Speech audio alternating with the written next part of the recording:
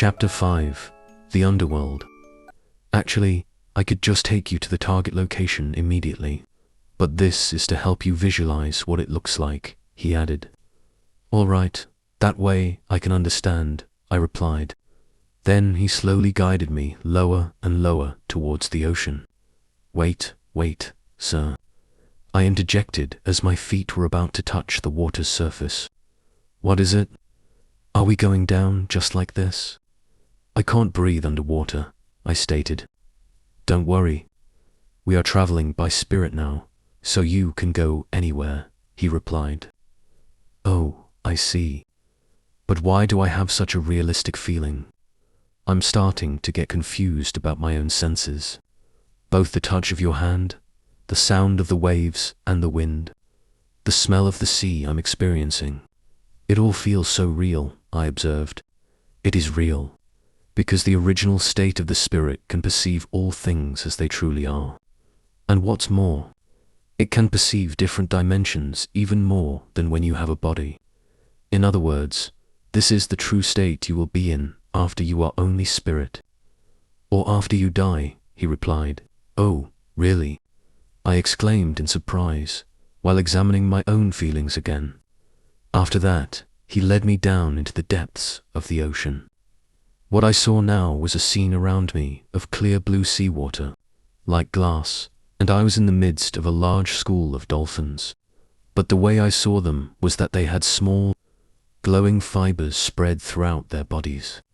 These fibers emitted various colors, as if they were drawn with different colored fluorescent pens. There were so many of them, swimming around and around in the area. Why are there so many dolphins? I asked. They serve two purposes. First, they come to guide the small aircraft that are arriving for the first time from the planet Thungra or other planets. These vessels must stay here first, as if this is a meeting point before they disperse to their assigned roles in various coordinates. When they bring the vessels underwater, these fish will act as guides to the entrance, creating a clear path for us. Like an airplane runway, he explained. Like that? I replied, pointing in the direction he indicated, where it was clearly like a pathway had been cleared, because both sides were filled with numerous glowing dolphins. Yes. And their second duty is to welcome. Do you see their swimming left and right while bobbing their heads up and down? That is a sign of welcome. Yes, I see. They swim in such unison as if they had arranged it, I said. Yes. In fact, they didn't arrange it. They are following a code that was programmed into them from the beginning. Code. I repeated, or what you call instinct, he elaborated. Every dolphin and whale has this navigation code embedded in them from the first time they come here, he added. We slowly descended along the path created by the fish. The deeper we went, the darker it became, gradually turning completely black. Reaching this point, I understood why these dolphins were needed to guide us, because the only things visible were these schools of glowing dolphins. We continued to descend until we reached the point where the dolphins left us.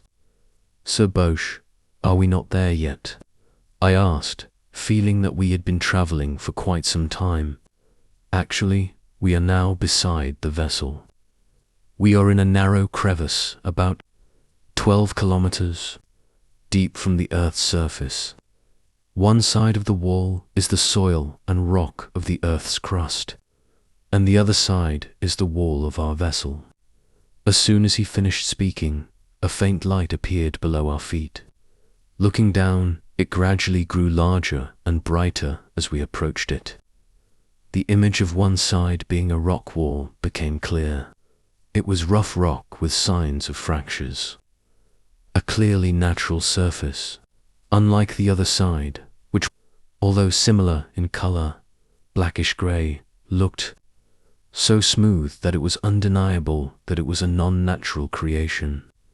At this point, I felt like I was in the middle of a steep-walled crevice, with the walls running parallel to each other. A few seconds later, He brought me to the deepest point. This part was curved, like the bottom of a pot, but a very large pot.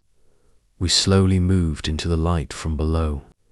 From initially descending vertically, we now gradually shifted to a horizontal direction, because the upper wall was smooth while the lower wall was rough rock instead. "Where are we now?" I asked after being silent for a while. "We are now moving under the belly of the vessel, and from here it's about another kilometer to the entrance, which is one of the 9 doors of this vessel," he replied. "Why are there 9 doors? Does the number 9 have any significance?" I asked, feeling it was odd.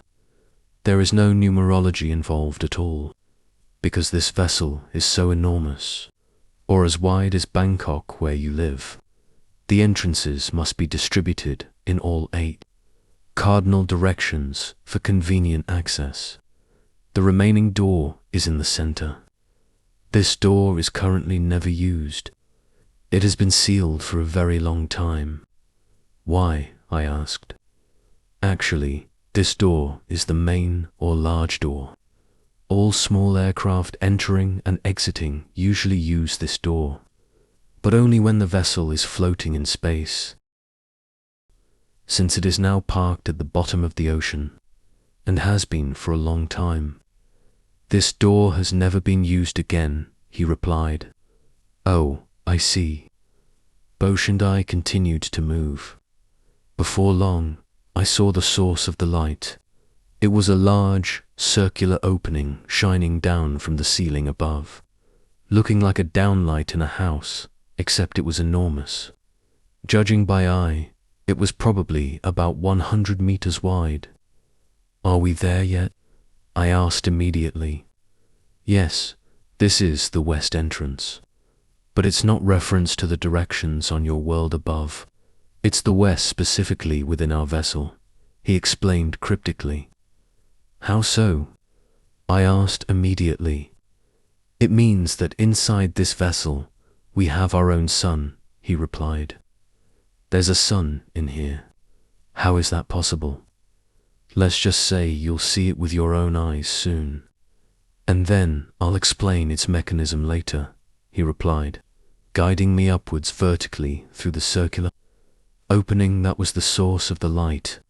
As soon as Bosch and I floated up into the circular shaft, we emerged from the water's surface.